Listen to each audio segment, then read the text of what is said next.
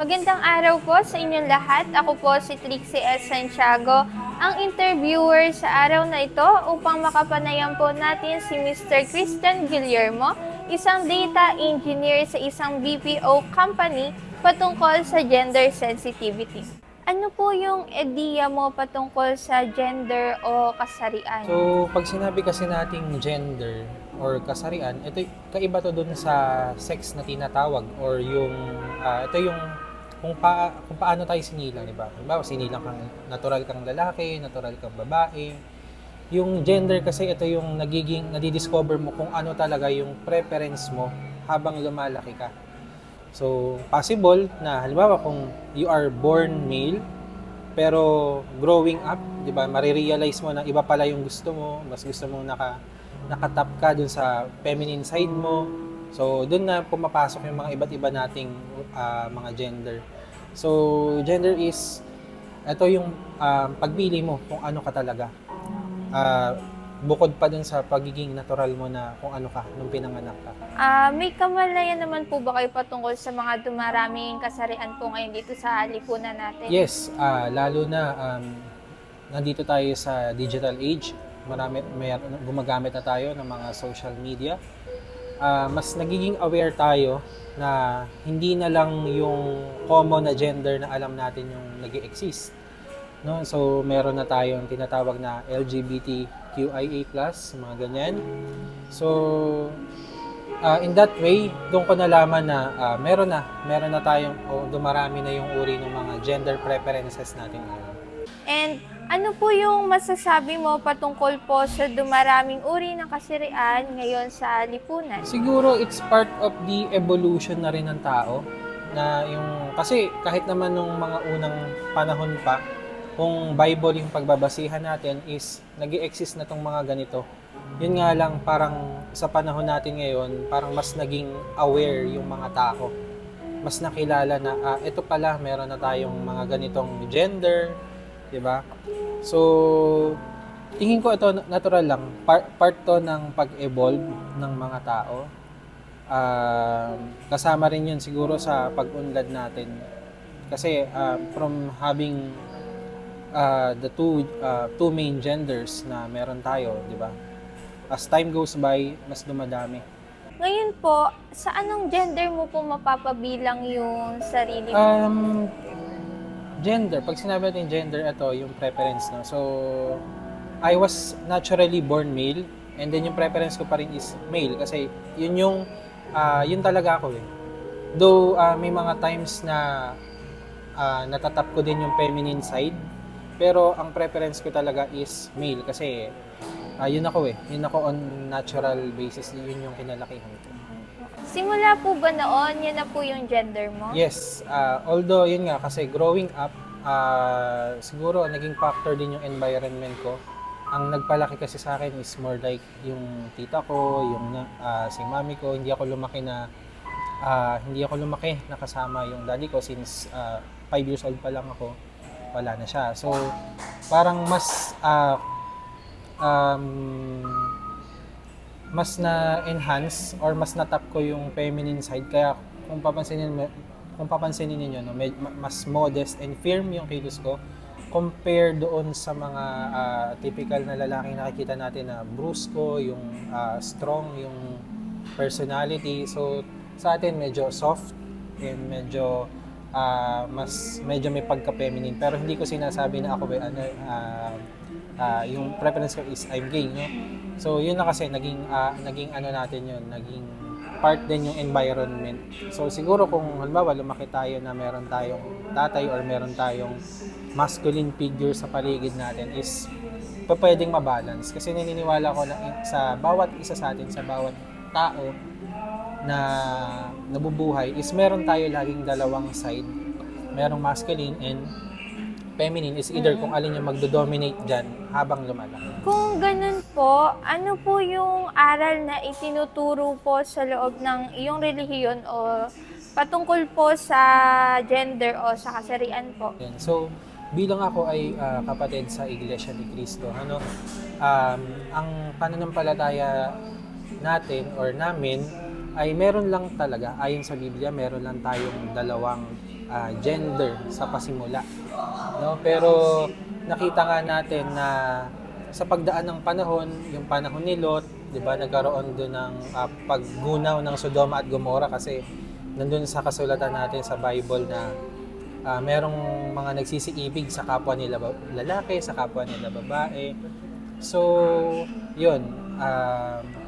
Ang tinuturo talaga sa religion na kinabibilangan ko, meron lang talagang dalawa.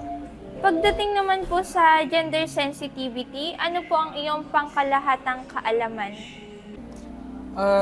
Nung una kasi, bago pa tayo naging aware lahat sa gender sensitivity, naging uso yung mga bullying dahil ikaw ay dahil pinili mo na maging gay ka or tomboy or lesbian, di ba?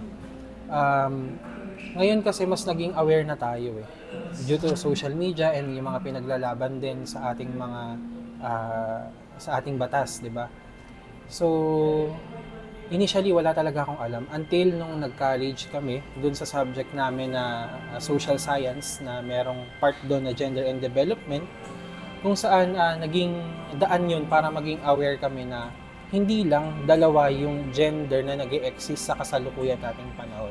Meron pang iba na dapat bigyan din natin ng respeto, bigyan ng parehas na karapatan, parehas na pagtrato, katulad din nung nag-e-exist na mga gender. Okay. Paano mo po malalarawan ang gender sensitivity?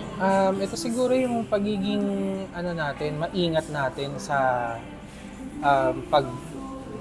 pagkilatis sa isang tao.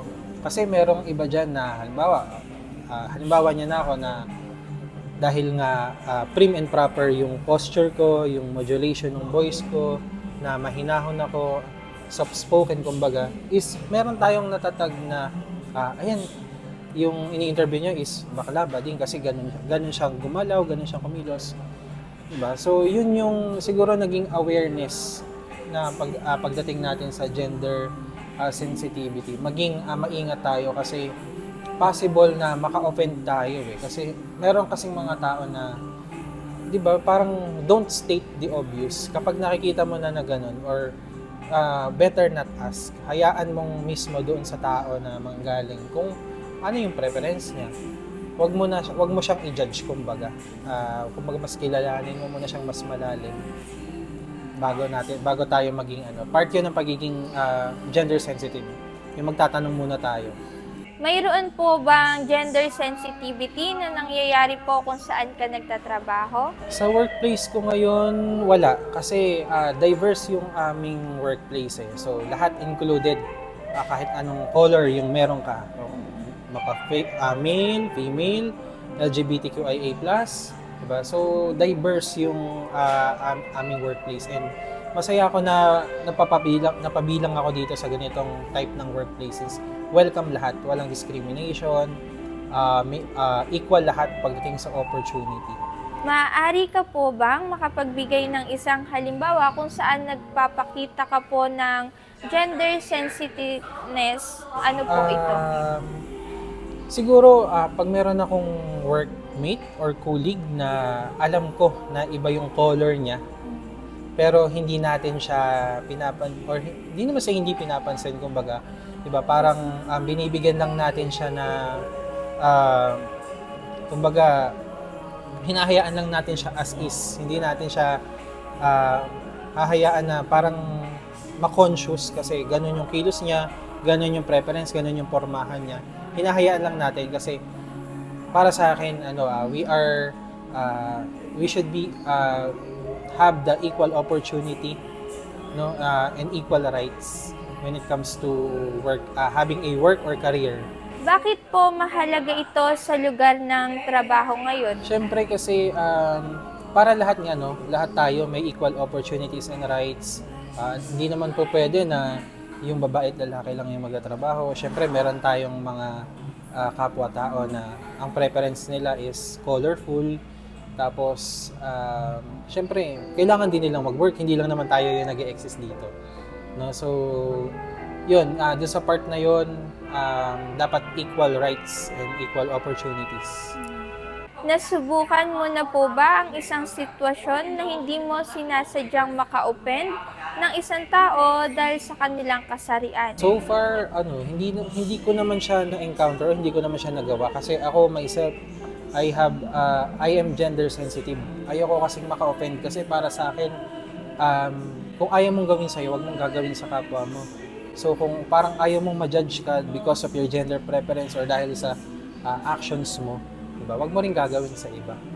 Kaya hindi ko pa siya na-encounter. Paano mo po napag-aralan ang mga issue tungkol sa kasarian para matiyak mo na ang iyong mga aksyon ay hindi makaka-offend sa ibang Ayan, kasarian? since meron akong subject no na Soksay sa third year ko siguro ng college ko, may pagkakatanda ko.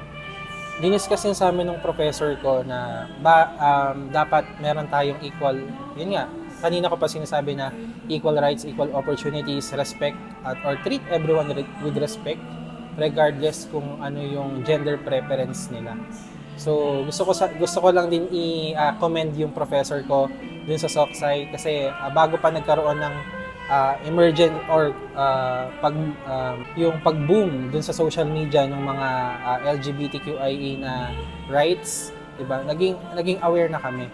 So, gusto ko lang i-commend yung government natin ngayon no, kasi meron na tayong tinatawag na GAD, Gender and Development, no, na nagbibigay ng pantay na karapatan para sa bawat manggagawang Pilipino, ano man yung gender preference niya. Paano mo po mapopromote ang gender equality within your workplace? Siguro kung halimbawa mabibigyan ako ng opportunity na maging supervisor, manager, or medyo may power ka or may position ka, siguro papatupad natin yung mga existing laws, rules and regulation natin with regards to gender and development. Kasi naniniwala naman ako na lahat may karapatang mabuhay at makapamuhay ng maayos as long as wala tayong naaargabyado or natatapakan ng ibang tao.